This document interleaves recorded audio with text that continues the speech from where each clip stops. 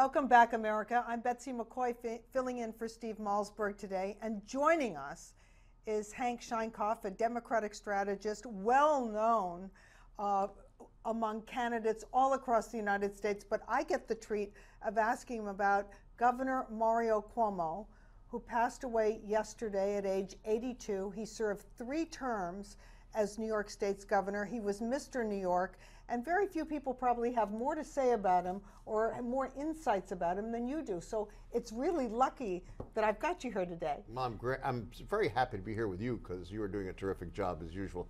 Mario Cuomo is a very important figure in American politics in the 20th century for reasons that we often forget about. He was able to bring religion and politics into one place to talk about moral issues, whether we agreed with him or not. He ran, when he ran for mayor in 1977 in New York City, he ran against a fellow named Ed Koch, whose sole campaign was about the death penalty, and Mario Cuomo was opposed to the death penalty, and he made that a very important point of his discussion. And he didn't budge even though it defeated him. He didn't budge, and he lost, because it was government by Mario, not government by poll, and that's a very different way to think about the world.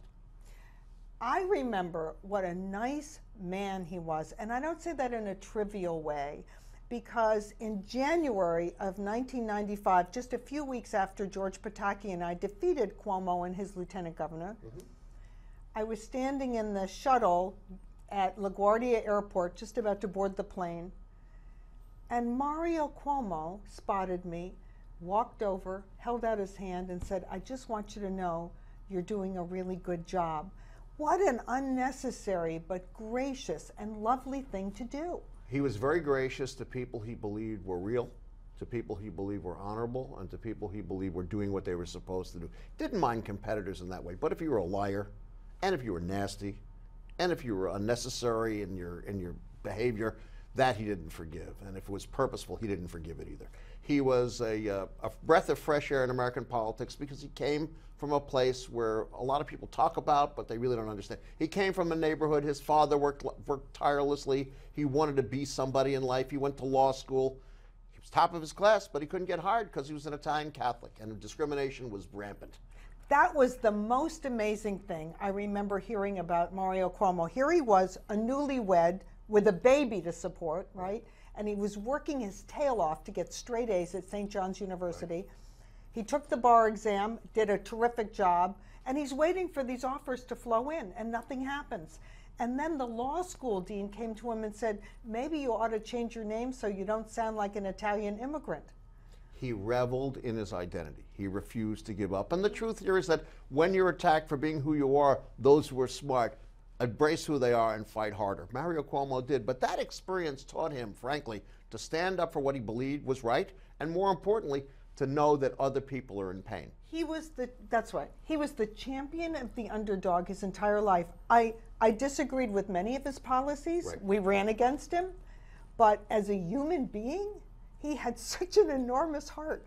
Well, remember that people forget, in 1984, during the second Reagan recession, as I recall, 50% of all industrial jobs that were gone in the country were ripped out of New York State. So here's a guy presiding over a place that is falling apart economically, particularly in upstate New York. Losing ground population-wise. Losing population, in serious straits, but who still believed that the government's job was to ensure that people who needed help could get it, and so that they could break into the working world, into the middle class, and create lives. And nothing ever deviated from that for him. That's a pretty powerful kind of way of thinking. And he wore his badge of liberalism with honor. The only other politician of that era who was so self-identified as a liberal probably was Ted Kennedy. Yeah.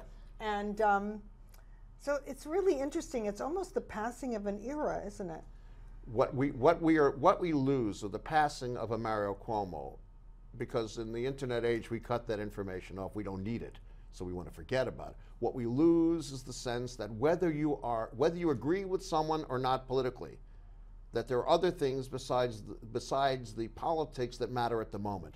That is a temporary disagreement. What he saw was a big picture of bringing some morality of some kind that wasn't a morality of conflict, but a morality of consensus to public life, and that is very different. Do you think he was, when we get back after the break, we have to ask whether he was covered fairly by the press, because I remember from being in Albany as lieutenant governor that the media They think that Albany is 3 time zones away, not just 3 hours away.